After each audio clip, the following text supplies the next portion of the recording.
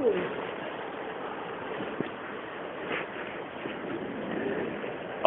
بالله من الشيطان الرجيم بسم الله الرحمن الرحيم أتأمرون الناس بالبر وتنسون أنفسكم وأنتم تتلون الكتاب أفلا تعقلون واستعينوا بالصبر والصلاة وإنها لكبيرة إلا على الخاشعين الذين يظنون أنهم ملاقو ربهم وأنهم إليه راجعون صدق اللہ العظیم۔ محترم حضرات، یہ سورہ بقرہ کی 3 آیتیں ہیں۔ ان آیتوں میں بنی اسرائیل کو خطاب کر کے ان کی جو نافرمانیاں اور کمزوریاں تھی اس کو بیان کیا گیا۔ ایک طرح سے اس رکوع میں جو سلسلے وار بنی اسرائیل کا کردار اور طرز عمل بیان ہو رہا ہے، تو اس بیان کا ایک مقصد یہ بھی ہے کہ حضور صلی اللہ علیہ وسلم کے دور میں جو یہود تھے، جو بنی اسرائیل تھے، وہ اچھی طرح سمجھ لے کہ ہمارے معزول کیے جانے کے اسباب کیا ہیں، یعنی ہم کو اس منصب سے کیوں ہٹایا جا رہا ہے، یعنی ان پر بھی حجت تمام ہو جائے۔ اور اسی کے ساتھ یہ مقصد بھی جڑا ہوا ہے کہ آنے والی جو امت ہے جو اس منصب پر فائز کی جا رہی ہے، وہ ان اسباب سے، ان نافرمانیوں سے اپنے آپ کو دور رکھے، اس لیے کہ انہی نافرمانیوں اور انہی اسباب کی وجہ سے وہ 2500 سال سے جو امت چلی آ رہی تھی اپنے مقام پر فائز، تو وہ ہٹا دی گئی۔ تو امت مسلمہ بھی اگر یہی کام دہرائیں گی، یہی گناہ دہرائیں گی جس میں بنی اسرائیل مبتلا ہوئے، تو امت مسلمہ کا حشر بھی یہی ہوگا۔ فرق صرف یہ ہوگا کہ حضور صلی اللہ علیہ وسلم کے بعد کوئی دوسرا نبی آنے والا نہیں ہے، کوئی دوسری کتاب نازل ہونے والی نہیں ہے، تو اسی گروہ میں سے، یعنی انسانوں میں سے اللہ تعالیٰ کسی دوسرے گروہ کو کھڑا کرے گا، اور پھر جو آبائی اور نسلی لحاظ سے اپنے آپ کو جو مسلمان کہتے تھے لیکن انہوں نے اپنی ذمہ داریوں کو نہیں سمجھا بلکہ نافرمانیاں کی، ان کو ہٹا کر اللہ تعالیٰ پھر وہ نئے جو داخل ہوئے ہیں ان کو کھڑا کرے گا، اور جو آبائی اور نسلی اور خاندانی حق سے جو مسلمان ہیں وہ معذور کر دیے جائیں گے۔ اور تاریخ میں بے شمار مثالیں اور واقعات ایسے پیش ہو چکے ہیں۔ تاتاریوں کی ظلم زیادتی مشہور ہے تاریخ میں، خلافت عباسیہ کا خاتمہ تاتاریوں کے ذریعے سے ہوا، جو 500-600 سال جو مضبوط خلافت تھی، لیکن علامہ اقبال کو کہنا پڑا ہے عیاں یورش تاتار کے افسانے سے پاسباں مل گئے کعبے کو صنم کھانے سے، کہ وہی تاتاری قوم پھر اسلام میں داخل ہوئی۔ تو امت مسلمہ کے لیے بھی ان آیات میں رہنمائی ہے۔ تو جو آیات تلاوت کی گئی، پہلے ترجمہ سن لیجئے۔ کیا تم لوگوں کو بھلائیوں کا حکم دیتے ہو اور خود اپنے آپ کو بھول جاتے ہو؟ حالانکہ تم کتاب پڑھتے ہو، کیا تم اتنی بھی سمجھ نہیں رکھتے؟ اور صبر اور نماز کے ذریعے مدد طلب کرو، یہ چیز شاق اور بھاری ہے، مگر ڈر رکھنے والوں پر کوئی بھاری نہیں، جو جانتے ہیں کہ بے شک وہ اپنے رب سے ملاقات کرنے والے ہیں اور یقیناً وہ اس کی طرف لوٹ کر جانے والے ہیں۔ تو بنی اسرائیل میں جو خرابیاں تھی، جو برائیاں تھی، تو ان میں سے ایک برائی یہ تھی جس کا تذکرہ یہاں کیا گیا آج کے درس کی پہلی آیت میں، کہ لوگوں کو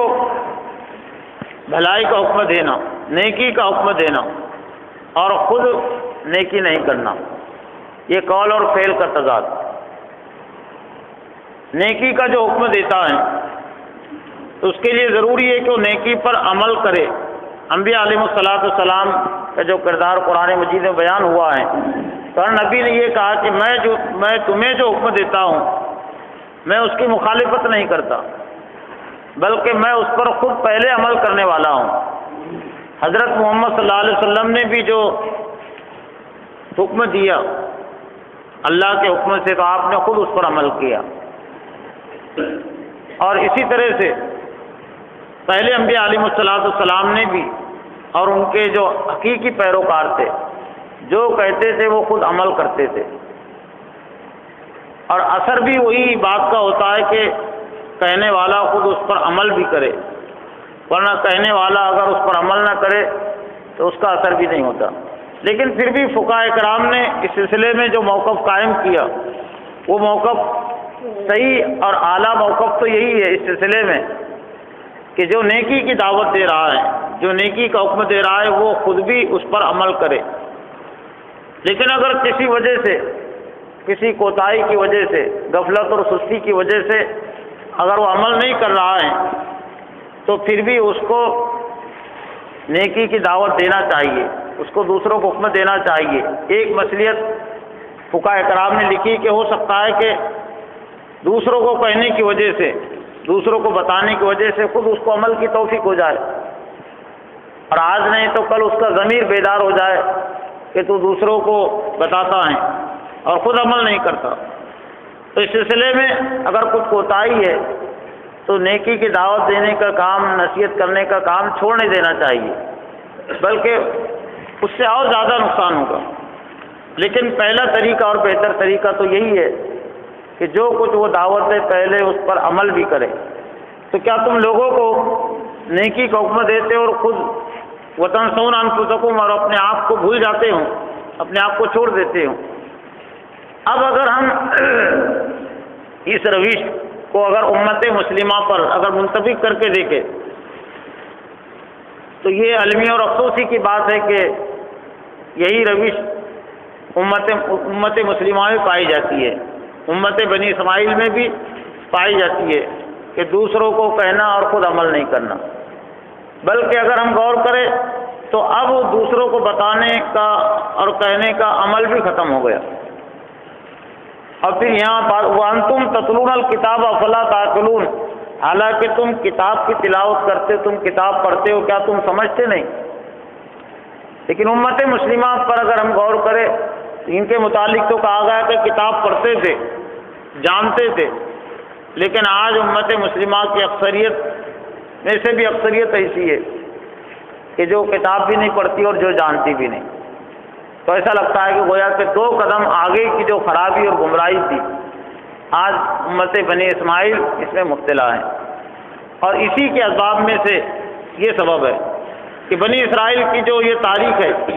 2000 سالہ 2500 سالہ تاریخ، تو ان کی ذلت اور رسوائی میں یہ چیز تو ملتی ہے کہ ان پر ظالم اور جابر مسلط ہو گئے،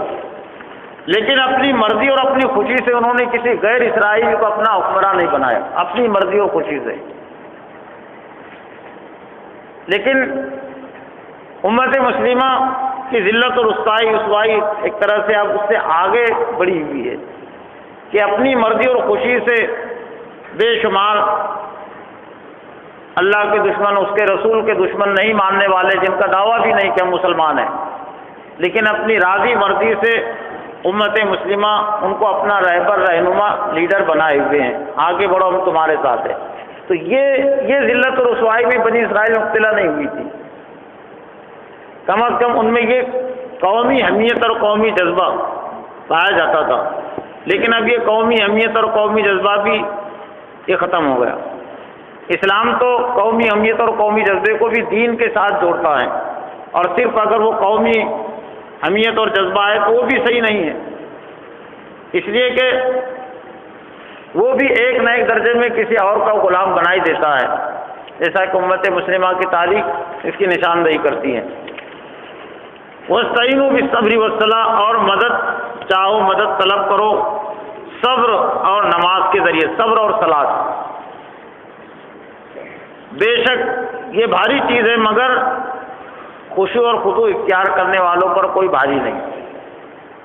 تو اگر نماز صرف اگر اتنی ہو جو تکبیر تحریمہ سے شروع ہوتی ہے اور سلام پر ختم ہوتی ہے، تو اس میں تو کوئی بھاری چیز نہیں ہے، کوئی اسے مشکل نہیں نظر آتی۔ لیکن نماز کا جو پیغام ہے اور نماز کا جو مقصد ہے کہ جو کچھ وہ پڑھ رہا ہے، جو کچھ سن رہا ہے، اس پر عمل کرے اور دوسروں کو بھی اس کی دعوت دے۔ اور جو نماز ہے جس کی ایک تشریح اور جس کی ایک تعریف علامہ اقبال نے کہ صفت توحید قائم جن نمازوں سے ہوئی، وہ نماز ہند میں نظر برہمن ہو گئی۔ صفت توحید قائم جن نمازوں سے ہوئی، یعنی اسلام کی بلندی، توحید کی بلندی جن نمازوں کے ذریعے سے قائم ہوگی، جو نمازیں کبھی مسلمانوں کو سر بلندی پر آمادہ کرتی تھی، تو وہ نمازیں ہند میں نظر برہمن ہو گئی۔ یعنی برہمنوں کے پاس جو پوجا پاٹ کا جو تصور ہے، تو صرف اتنا ہی تصور نماز کا ہو کر رہ گیا مسلمانوں کے نزدیک، تو وہ تو بھاری چیز نہیں ہے۔ پھر صبر اور صلاۃ میں ایک بات یہ بھی ہے کہ اللہ کی مدد اور نصرت حاصل کرنے کے دو بڑے ہتھیار ہیں۔ یہ تو بنی اسرائیل کے حوالے سے بات کہی گئی، اور خود امت مسلمہ کو نے ہم کو بھی دوسرا پارہ جب شروع ہوگا تو اسی کے شروع کے حصے میں ہی کہا گا کہ یا ایھا الذین آمنوا استعینوا بالصبر والصلاۃ ان اللہ مع الصابرین، اے ایمان والو مدد طلب کرو، مدد چاہو نماز صبر کے، استعینوا بالصبر والصلاۃ، وہاں پر بھی وہی صبر اور صلاۃ کے ذریعے مدد طلب کرو، بے شک اللہ صبر کرنے والوں کے ساتھ ہے۔ اب صبر کا جو مفہوم ہے اردو میں جو لیا جاتا ہے وہ بھی صحیح نہیں ہے۔ اردو میں صبر کا جو مفہوم لیا جاتا ہے کچھ نہیں کرنا، بزدلی دکھانا، کمزوری دکھانا، ہاتھ پر ہاتھ رکھ کر بیٹھ جانا، انتظار کرنا، اس کو لوگ کہتے ہیں ہم صبر کرتے ہیں، صبر کر رہے ہیں۔ عربی میں جو صبر کا جو مفہوم ہے، جن جگہوں پر اور جن الفاظ کے ساتھ وہ استعمال ہوا ہے ان کو سامنے رکھنا بھی ضروری ہے۔ حضرت طالوت کا واقعہ اور جالوت کا تذکرہ قرآن مجید میں ابھی سورہ اپنے فجر کی نماز میں رکوع تلاوت کیا گیا۔ حضرت طالوت کے لشکر کا جب مقابلہ ہوا، جب مدبھیڑ آمنا سامنا ہوا، وَلَمَّا بَرَزُوا لِجَالُوتَ وَجُنُودِهِ قَالُوا رَبَّنَا أَفْرِغْ عَلَيْنَا صَبْرًا وَثَبِّتْ أَقْدَامَنَا وَانصُرْنَا عَلَى الْقَوْمِ الْكَافِرِينَ۔ جب ان کا آمنا سامنا ہوا جالوت کے لشکر سے، تو انہوں نے دعا کی کہ افریغ علینا صبرا، اے اللہ تو ہم پر صبر کو ڈال دے، اڈیل دے ہم پر۔ تو حالات جنگ میں اور میدان جنگ میں یہ حق اور باطل کی کشمکش کے مارکے میں جو ذہنی اور جسمانی تکلیفیں پہنچتی ہے تو ان کو برداشت کرنے کا نام ہے صبر۔ دین کو غالب کرنے کے سلسلے میں جو بھی تکلیفیں پہنچتی ہے، چاہے الزامات کی تکلیفیں ہو، گالیوں کی تکلیفیں ہو، یا پھر تیر اور تلواروں کی تکلیفیں ہو، بندوقوں کی تکلیفیں ہو، جیلوں کی تکلیفیں ہو، تو ان تکلیفوں کو برداشت کرنے، گوارا کرنے کا نام ہے صبر۔ اس لیے قرآن مجید میں صبر کا لفظ ہر جگہ جنگ کے پس منظر میں استعمال ہوا ہے، لڑائی کے حوالے سے استعمال ہوا ہے، اس لیے کہ جنگ ہی میں صبر کی زیادہ ضرورت پڑتی ہے۔ تو تو اردو میں قریب قریب جو لفظ اس کی وضاحت کر سکتا ہے، حق اور باطل کی کشمکش میں جو تکلیفیں پہنچتی ہے، ان تکلیفوں کو گوارا اور برداشت کرنے کا نام ہے صبر۔ اور صلاۃ، نماز جس کو کہتے ہیں، نماز میں قرآن مجید پڑھا جاتا ہے۔ قرآن مجید میں حق اور باطل کی تاریخ ہے، حضرت موسیٰ اور فرعون کا تذکرہ ہے، حضرت ابراہیم علیہ السلام اور ان کی نافرمان قوم کا تذکرہ ہے، حق اور باطل کی تاریخ۔ تو جو قرآن نماز پڑھے گا، قرآن مجید کو پڑھے گا، سنے گا، تو اس کے دل کے اندر بھی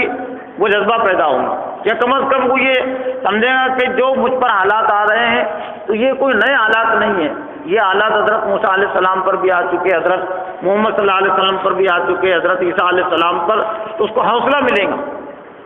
اس کو مدد ملے گی۔ تو اس معنی میں کہا گیا کہ نماز کے ذریعے یعنی قوت برداشت سے اپنے اندر پیدا کرو، اور پھر یہ علمی، اس لیے کہ علمی تعلق بھی ضروری ہے صحیح عملی تعلق پیدا کرنے کے لیے۔ تو جن کے اندر اللہ کا ڈر و خوف ہے، جو خشوع اور خضوع کے ساتھ یہ نماز پڑھتے ہیں، تو ان پر یہ بھاری عمل نہیں ہے۔ پھر ان کی جو صفات بیان کی گئی، الذین یظنون انہم ملاقو ربہم، یعنی خشوع اور خضوع اختیار کرنے والے لوگ وہ ہیں کہ جو یقین رکھتے ہیں کہ انہم ملاقو ربہم، کہ ایک دن ان کو اپنے رب سے ملاقات کرنی ہے، وانہم الیہ راجعون، اور اسی کی طرف ہم کو رجوع ہونا ہے، یعنی لوٹ کر جانا ہے۔ یہ صفات اگر ہیں، یہ سوچ اگر ہے، تو پھر یہ چیزیں بھاری نہیں ہیں۔ یعنی میدان جنگ میں قوت برداشت اپنے اندر پیدا کرنا، یہ چیزیں ان کے لیے بالکل ہلکی ہے۔ تو یہ چند صفات کا تذکرہ بھی ہے جو مومنین کی ہے، اللہ کے خاص بندوں کی ہے، اور بنی اسرائیل کی نافرمانی کا بھی تذکرہ ہے۔ تو جو بری چیزیں، برے اسباب بیان کیے گئے تو ان سے بچے، اور جن ہدایات کی تلقین کی گئی بنی اسرائیل کو، تو وہ ہدایت ہمارے لیے ہیں۔ بنی اسرائیل تو اب معزول ہو گئی، اب اس کی جگہ پر ہم فائز ہیں، تو اب یہ ہدایت ہمارے لیے خصوصیت کے ساتھ۔ اللہ سے دعا ہے کہ اللہ تعالیٰ مجھے بھی آپ کو بھی عمل کرنے کی توفیق عطا فرمائے۔ ربنا تقبل منا انک انت السمیع العلیم وتب علینا انک انت التواب الرحیم۔